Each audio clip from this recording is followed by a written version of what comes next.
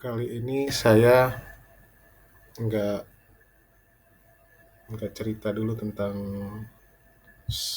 rekomendasi saham satu persatu, karena sepertinya di minggu depan itu masih harus wait and see dulu, lihat marketnya seperti apa.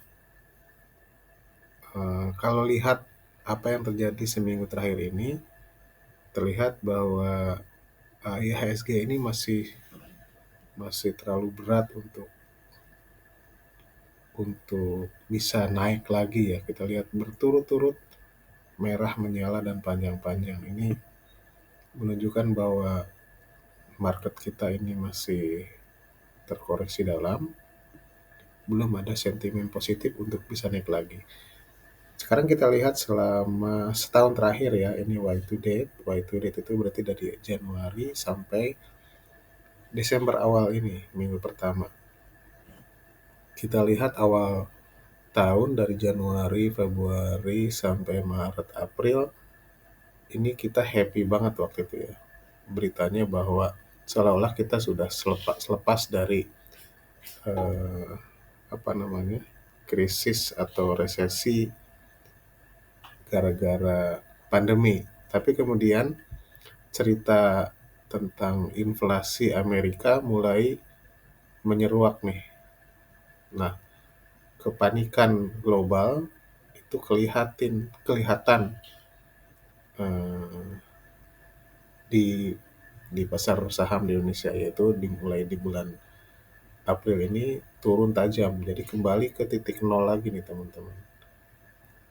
Kemudian pelan-pelan naik lagi, sambil di level global itu masih tetap mengalami concern terhadap isu inflasi, dan kemudian eh, isu inflasi yang diikuti dengan kenaikan suku bunga di Amerika, itu juga dua hal yang menunjukkan bahwa perekonomian dunia dan juga Indonesia pada pada khususnya menjadi menjadi sangat tidak menentu ke depan itu akan seperti apa gitu ya. Jadi market juga kembali terkoreksi dalam. Terus kayak gitu. Jadi sepanjang tahun itu naik, turun gitu ya. Eh, Sebentar. Jadi kita dari sini naik, sebentar ya.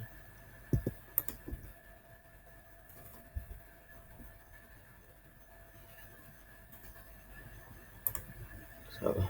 Dari sini naik, turun, naik, turun, naik, turun. Ini gara-gara suku bunga naik. Dan akhirnya sekarang ini cerita yang paling menonjol sentimen di lokal, yaitu merosotnya saham Goto.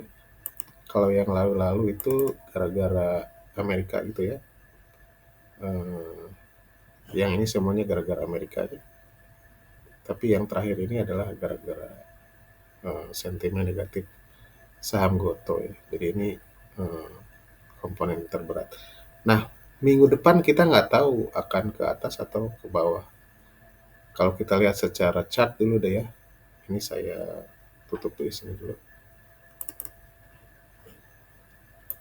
Nah, kita lihat di sini teman-teman, secara chart ya.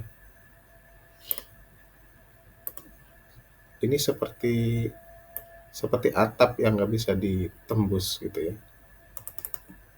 Dan ini, sorry. Dan yang ini seperti lantai yang juga tidak bisa ditembus. Jadi saham itu naik mencapai 7 ribuan, turun ke 6 ribuan something, terus aja kayak gitu. Jadi kayak kayak sepanjang tahun ini kita nggak kemana-mana. Dan nanti kita nggak tahu sampai di akhir akhir Desember ini nanti dia akan kemana. Cuman kalau dilihat dari eh, apa namanya, trennya sepertinya sih masih berat ya. Jadi misalnya secara ini saya hapus dulu semuanya.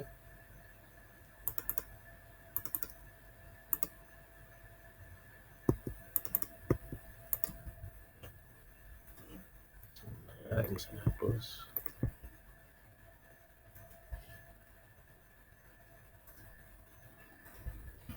Jadi misalnya jika pun dia naik itu teman-teman ya, menurut mata saya memandang, kalaupun naik rasanya ya cuma segini aja sih, nggak bakal sampai, bukan nggak bakal ya, maksudnya agak berat untuk bisa tembus, apalagi sampai ke sini ya. Artinya kalau mau ke sini itu harus bisa melewati resistance ini nih. Kalau resistance ini tembus, dia akan terus ke atas. Tapi kalau resistance ini nggak bisa tembus, ya paling mentok ya di sini aja. Gitu. Harapannya paling cuma sebatas itu. Tapi juga ada peluang untuk terus ke bawah. Kenapa sih ini IHSG ini nggak kemana-mana? Kalau kita lihat sebagai sektoral sebenarnya ada sektor-sektor yang mendukung pergerakan IHSG ke atas, tapi juga ada sektor-sektor yang eh, membuat harga ini jadi terus ada, artinya gini, ada sektor-sektor yang menjadi pemberat, tapi juga ada sektor-sektor yang ikut memacu kenaikan IHSG. IHSG itu kan sebenarnya rata-rata dari pergerakan dari saham di bursa kita ya, seluruh saham yang ada di bursa kita.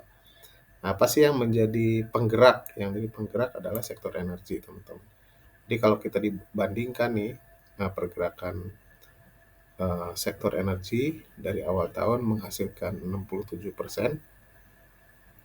Ini isinya batu bara ya, Adaro, PTB, AITMG dan sebagainya. Ini yang menjadi primadona sepanjang tahun 2022. Jadi cerita goto lah, cerita eh, inflasi, suku bunga dan sebagainya nggak ngaruh. Cerita Rusia bahkan mungkin menjadi pendorong pergerakan saham energi, karena kan krisis di Rusia dan Ukraina itu menyebabkan harga batu bara naik luar biasa, dan ini menjadi berkah dalam tanda petik untuk perusahaan-perusahaan yang bergerak di sektor energi di Indonesia. Jadi sektor sektor energi ini menjadi sektor yang menjadi primadona dan penggerak IHSG ke atas. Cuman masalahnya sektor finance menjadi pemberat.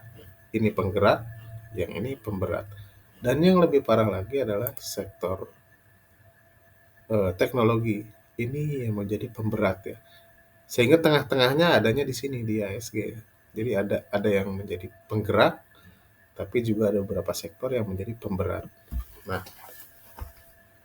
eh, meskipun ini tinggi banget kenaikannya, dan ini penurunannya tidak setinggi kenaikan penggerak ya, pemberat ini kan penurunannya tidak setinggi kenaikan penggerak.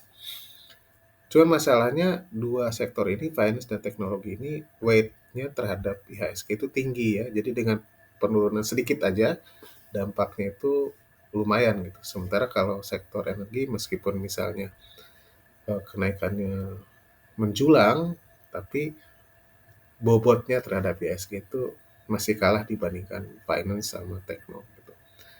Nah, jadi inilah kenapa akibatnya IHSG-nya atau rata-ratanya menjadi yang kita ketahui sekarang ini gitu. So, kembali ke IHSG ini ke depan akan seperti apa? Rasanya sih sampai Desember ini jangan mimpi deh untuk mencapai, sebentar ya, jangan mimpi untuk bisa mencapai level 7.000 di sini. Ups. 7.000 di sini ya, jangan mimpi lah. Kalau sini mungkin ada harapan ya. Kalau di sini ada harapan. Di sini ada harapan. Tapi ya paling ke sini nih jadinya. kalau tidak lebih turun ke bawah. Nah, kita nggak tahu kalau misalnya tembus level ini nih teman-teman yang tadi ya, kalau misalnya ternyata sahamnya dari sini tembus ke sini ya, maka tidak menutup kemungkinan dia akan terus ke bawah. Nah, mudah-mudahan ini tidak terjadi ya. Rasanya sih enggak, karena asal sentimen buruk cerita Goto itu berakhir aja, rasanya IHSG akan kembali ke atas. Jadi benar-benar Goto ini yang menjadi tanda petik biang kerok rusaknya IHSG kita di seminggu atau beberapa hari terakhir ini ya. Mudah-mudahan ini nggak akan kejadian. Itu barangkali eh, sehingga ketika saya lihat satu persatu sahamnya, rasanya saham untuk minggu depan nggak ada yang bisa saya incar nih. Per hari ini tuh, hari ini tanggal 11 Desember, untuk trading besok tanggal 12 Desember, hari Senin, saya belum ada incaran. Kita lihat lagi nanti hari Senin. Mungkin ada beberapa saham yang bisa kita incer untuk kita beli di hari Selasa atau hari Rabu. Itu mudah-mudahan bermanfaat ya.